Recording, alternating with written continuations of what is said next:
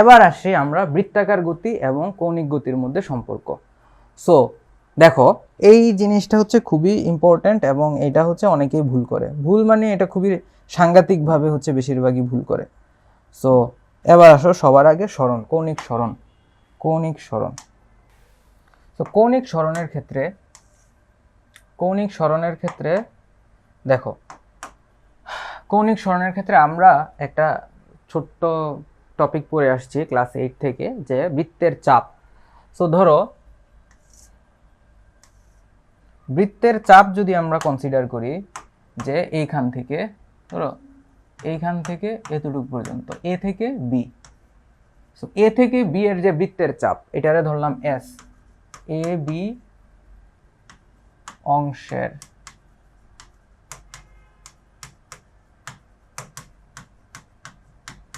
S, তাহলে s is equal two, তাহলে এই রেডিয়াস আর আর এই কৌণিক দূরত্ব কি থিটা, তাহলে s is equal to r theta. So এইটা হচ্ছে বৃত্তাকার রাশির সাথে কৌণিক রাশির রৈখিক সম্পর্ক। ঠিক আছে, এটা হচ্ছে রৈখিক সম্পর্ক। এখন তুমি যদি বলো যে ভেক্টর সম্পর্ক কি, তাহলে কিন্তু এখানে ডিফারেন্ট জিনিস আসবে। সো ভেক্টর সম্পর্ক হচ্ছে, যে ds vector is equal to R vector dot d theta vector. এইটা ভেক্টর সম্পর্ক। কার সাথে কার? যে রৈখিক সরণের সাথে কৌণিক সরণের ভেক্টর সম্পর্ক। সো এটা ভেক্টর সম্পর্ক।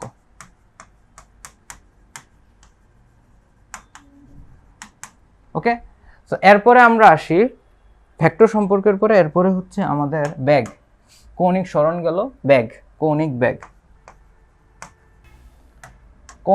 সো কৌণিক বেগের ক্ষেত্রে দেখো s is equal to r theta. তো এখন এটারে যদি আমি টি এর রেসপেক্টে ডিফারেন্সিয়েট করি,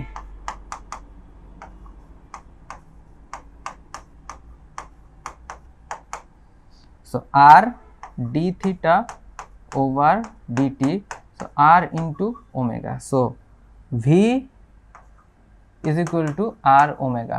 এটা কখন খাটবে? সব সময়ের জন্য সত্য নয়।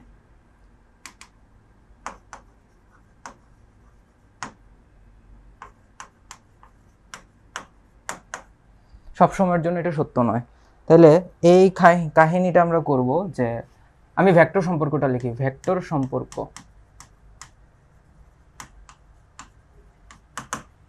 ভি ভেক্টর ইজ ইকুয়াল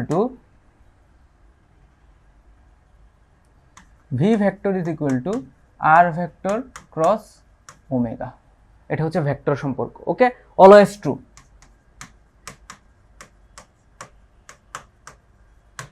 এখন আসো যে এটার special case, if R vector এবং ওমেগা যদি লম্ব হয়, তখন আমরা লিখতে পারবো V is equal to R omega. আর কখনোই লিখতে পারবো না। ঠিক আছে, আর কখনোই লেখা যাবে না। সো এই স্পেশাল সিনারিও আমরা একটু দেখি যে কখন এই জিনিসটা খাটে। দেখো, এই হচ্ছে আমার তল, আমি এভাবে আঁকি। সো এই তলে এইদিকে বস্তু এখানে আছে, এরপরে ধরো এখানে যাবে। তো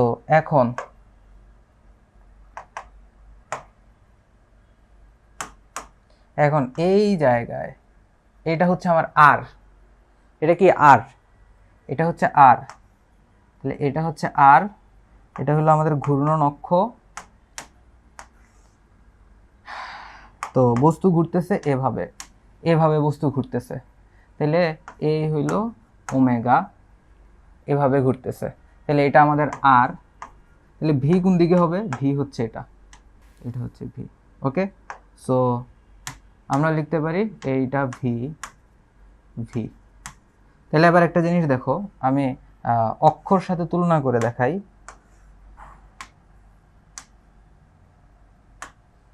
this is omega, this is R vector, আর এইটা হইল আমার ভি। জাস্ট অক্ষ বরাবর দেখাইলাম।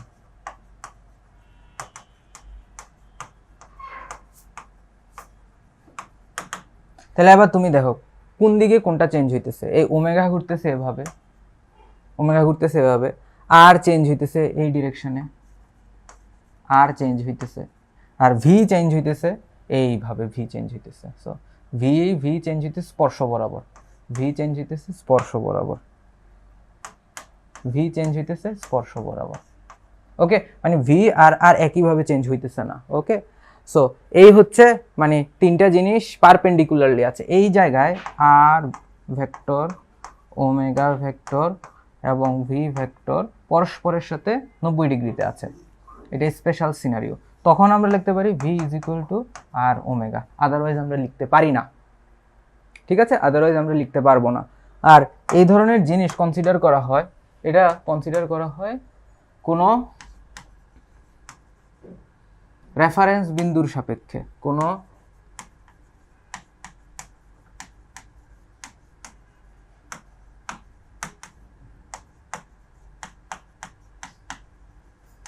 প্রসঙ্গ বিন্দুর সাপেক্ষে। ওকে, সো কোনো প্রসঙ্গ বিন্দুর সাপেক্ষে আমরা এইটা হিসাব করে থাকি।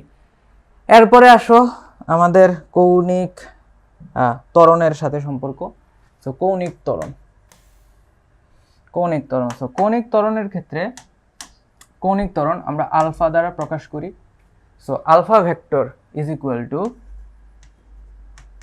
আর ক্রস, না এটা হয় নাই, a vector is equal to r cross alpha.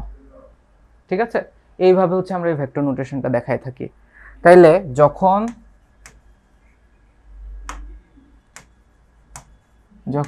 R vector O alpha পরস্পর লম্ব হয় তখন A is equal to R alpha.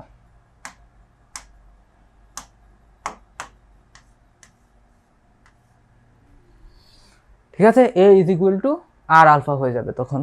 Clear? So এই কন্ডিশনটা তখন মেনটেন করবে। তাইলে আমরা তিনটা রাশি বুঝতে পারছি। তাহলে এর সাথে আর এর সম্পর্ক আমি সবগুলো একটু লিখি। So s is equal to r theta, v is equal to R omega, a is equal to R alpha.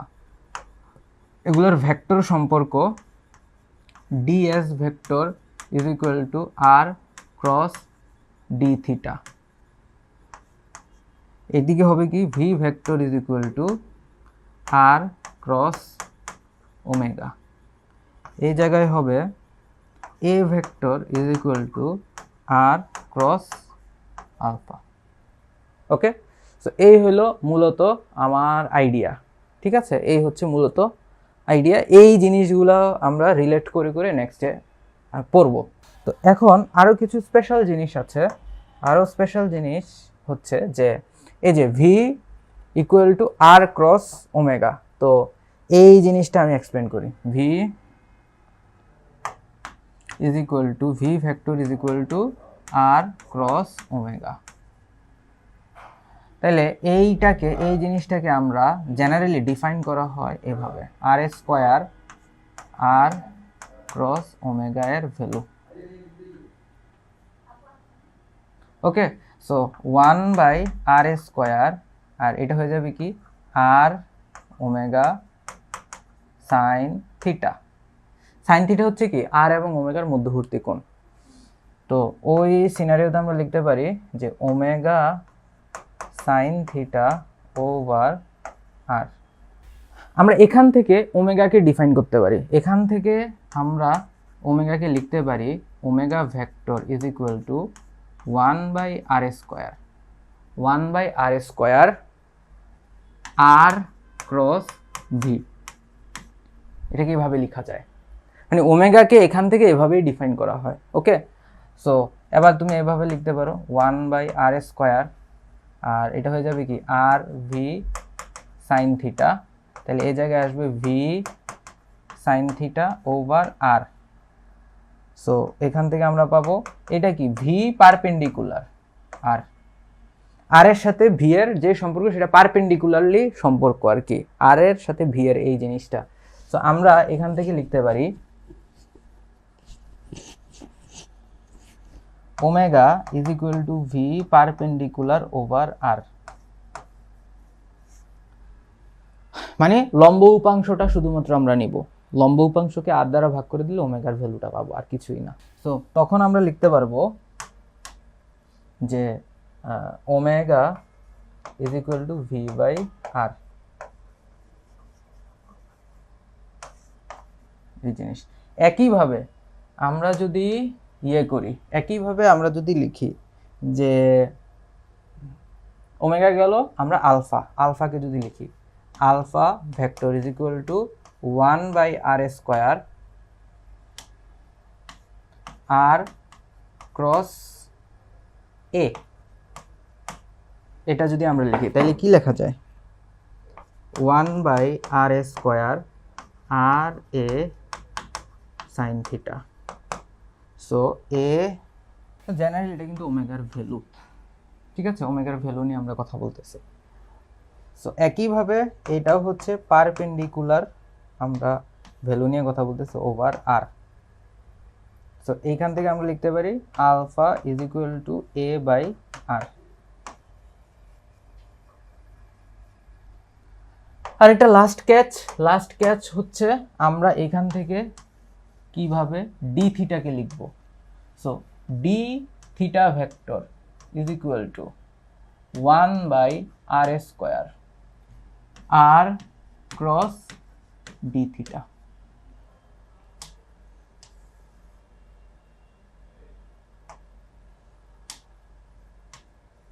So d theta vector is equal to 1/r² into r cross d theta. এটার কোনো value Telu কিছু হবে না, ওকে? D থিটার value এভাবে বের করে না, ডিএস ভেক্টর, ঠিক আছে? সো ডি থিটাকে ম্যাথমেটিক্যালি আমরা এভাবে ডিফাইন করে থাকি। সো এই হচ্ছে ওভারঅল আইডিয়া।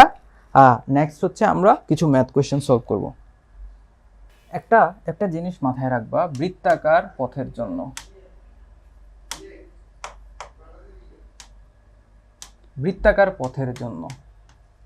বৃত্তাকার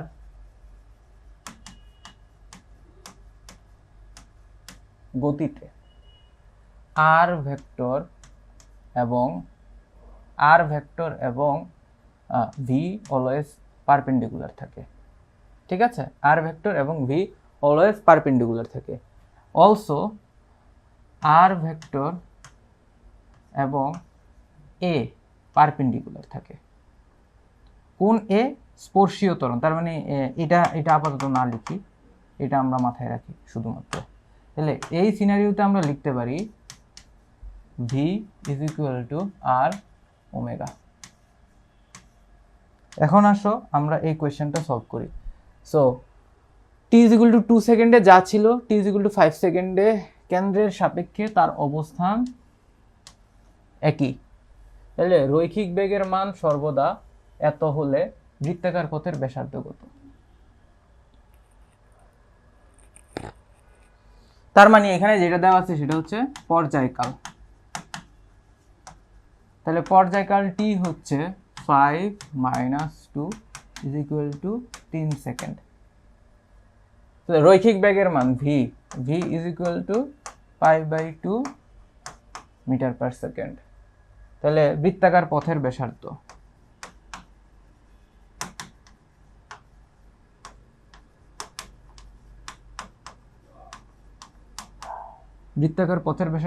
আর is equal to what? R is equal to what? তাহলে v is equal to R omega. তো ভি ইজ ইকুয়াল টু যদি আর ওমেগা হয় তাহলে ভি এর ভ্যালু π/2, আর এর ভ্যালু জানি না, ওমেগার জায়গায় আমরা কি লিখতে পারি? 2π/t। টি কত? 3। তাহলে এবার এই জায়গায় পাই ক্যান্সেল আউট, সো আর আসবে 3/4 মিটার। ওকে, সো এই হচ্ছে আমার আর।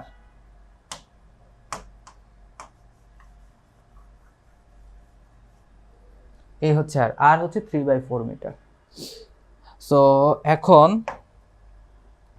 নেক্সট, একটা গাড়ি এত ব্যাসার্ধের বৃত্তাকার পথে ঘুরছে, 2 সেকেন্ড অতিক্রম করার পর আবার 5 সেকেন্ডে ওই বিন্দুতে অতিক্রম করে রৈখিক এবং কৌণিক বেগ কত, এটা তোমরা নিজেরা ট্রাই করবা। এটা একই প্রসিডিউরে আমরা এই ম্যাথ করে থাকি। নেক্সট, একটি গাড়ি 10 মিটার বৃত্তাকার পথে চলছে, 10 মিটার পার সেকেন্ড বেগে যখন ব্রেক দিল তখন 5 সেকেন্ডের সমমন্দনে থামে। তাইলে ব্রেক দেওয়ার মুহূর্তে থামা পর্যন্ত কৌণিক সরণ কত? তাহলে এখন এই দিকে দেখো, ধরো একটা বৃত্তাকার পথ। তো বৃত্তাকার পথে কি বলছে, 10 মিটার ব্যাসার্ধ বৃত্তাকার পথে চলছে যখন গতি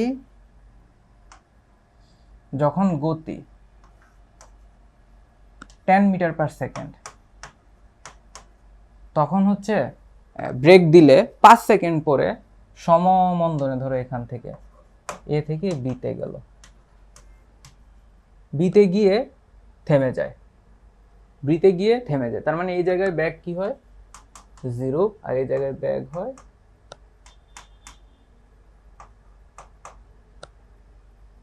10।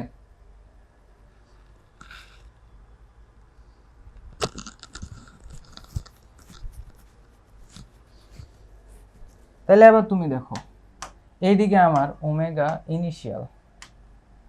ইনিশিয়াল ভি ওভার আর, তাহলে ভি কত? ভি হচ্ছে 10 over 10 is equal to 1 radian per second. 10 over 10 radian per second. এরপরে এই জায়গায় ওমেগা কি 0।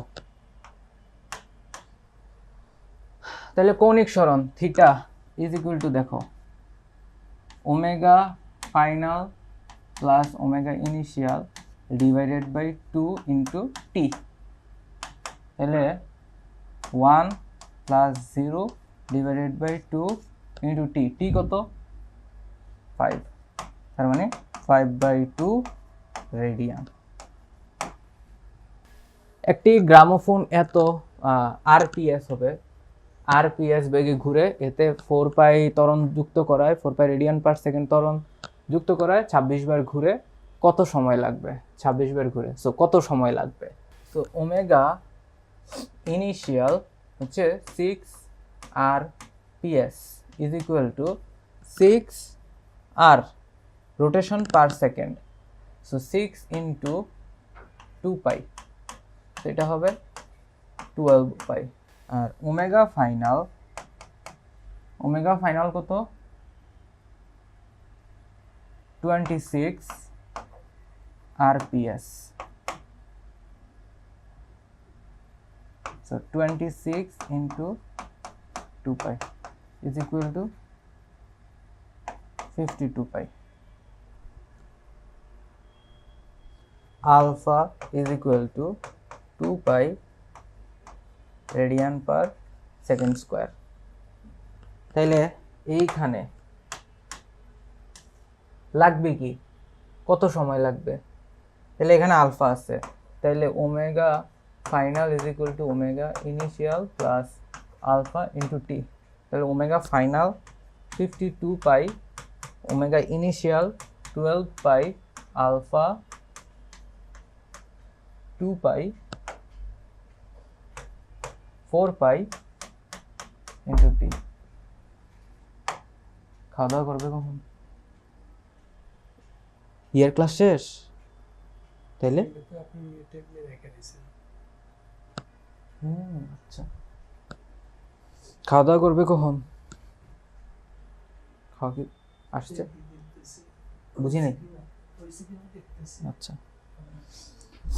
তাইলে এখান থেকে আসতেছে 40 pi is equal to 4 pi into t. তাহলে টি আসবে 10 সেকেন্ড। এখন এখান থেকে দেখো, আমাদের দরকার থিটা কয়বার ঘুরবে। Theta is equal to omega initial t plus half of alpha t square. So omega initial কত? ওমেগা ইনিশিয়াল হচ্ছে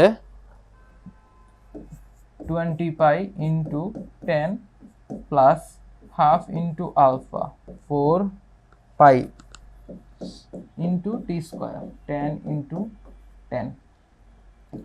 সো এটা দিয়ে এটারে কাটলে 2 পাই, তার মানে এটা হচ্ছে 20 পাই প্লাস 200 পাই।